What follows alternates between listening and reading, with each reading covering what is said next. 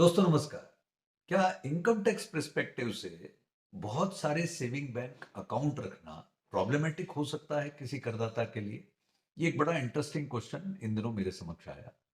आप इस प्रश्न का उत्तर इस प्रकार समझें कि प्रैक्टिकली इनकम टैक्स रूल्स में या इनकम टैक्स लॉ में ऐसी कोई सीमा नहीं है कि एक व्यक्ति कितने सेविंग बैंक अकाउंट होल्ड कर सकता है। तो आइडियली आपके मेरे जैसे लोग 2-4 सेविंग बैंक अकाउंट रखते हैं। मान लीजिए किसी ने 40 खोल लिए तो क्या कोई प्रॉब्लम है?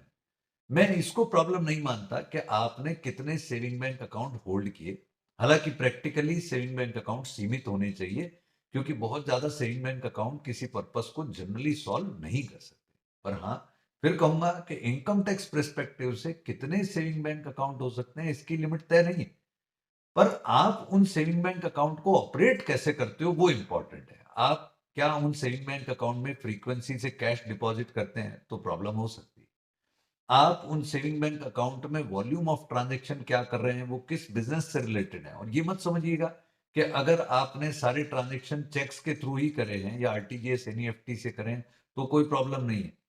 आप जो भी क्रेडिट अपने खाते में लेकर के आते हैं, चाहे वो कैश हो या चाहे वो चेक से हो, आरटीजीएस, एनईएफटी हो, आप उसके प्रति रिस्पॉन्सिबल हैं कि आयकर विभाग को आप बताएं कि संबंधित क्रेडिट क्या आपकी इनकम है या आपका लोन है या आपका गिफ्ट है। यानी जब तक आप इनकम टैक्स विभाग को अपने सेविंग बैंक अकाउंट की क्रेडिट्स एक्सप्लेन करने में प्रॉपरली खड़े हैं तो कोई समस्या नहीं। और उन क्रेडिट्स पर आप इनकम टैक्स यदि देना बनता है वो देकर बैठे हैं तो कोई समस्या नहीं।